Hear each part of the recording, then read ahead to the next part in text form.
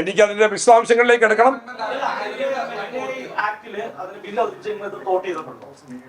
NI ആക്ടിനെ കുറിച്ചുള്ള ഞാനത് പിന്നെ അതിന്റെ വോട്ടിങ്ങിനെ കുറിച്ചുള്ള പഠിച്ചിട്ട് പറയാം, അതേക്കുറിച്ച് പറയാം.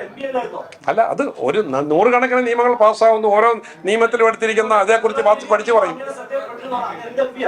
അല്ല,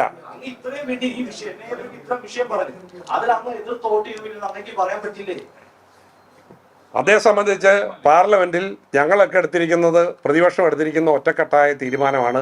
അതിൽ ഞങ്ങൾ അക്കാര്യത്തിൽ എടുത്തിരിക്കുന്ന എതിരായിട്ടുള്ള ഗവൺമെന്റിനെതിരായിട്ടുള്ള നിലപാട് തന്നെയാണ്. എങ്ങനെ അറിയാത്ത കാര്യം ഞങ്ങളൊന്ന് അങ്ങോട്ട് പറഞ്ഞിട്ടുണ്ട്.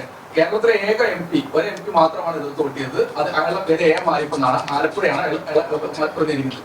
മുസ്ലിം ലീഗിന്റെ MP മാരുണ്ടായിരുന്നു. ഈ മുസ്ലിം ലീഗിന്റെ MP മാർ ആ സമയത്ത് അവിടെ നിന്ന് ബഹിഷ്കരിച്ച് ഇറങ്ങിപ്പോയി. കോൺഗ്രസ് MP മാർ അവിടെ തന്നെ ഇരിക്കുകയാണ് ചെയ്തത്. അങ്ങ് ഇത് ഉണ്ടായിരുന്നോ ഇല്ലയോ എന്ന് എനിക്കറിയില്ല. ഇതായിരുന്നു സംഭവിച്ചത്. അപ്പോൾ ആ വിഷയത്തിൽ ഈ ഒരു നിലപാട് സ്വീകരിക്കുകയും CA വിഷയത്തിൽ വന്ന് മതത്തിന് വേണ്ടി സംസാരിക്കുകയും ചെയ്യുമ്പോഴുള്ള ഇരട്ടത്താപ്പാണ് ചോദിക്കുന്നത്. അത് നിങ്ങളൊക്കെ കൃത്രിമമായി കെട്ടിച്ചമച്ചുണ്ടാക്കുന്ന കാര്യങ്ങൾ എന്നുള്ളത്.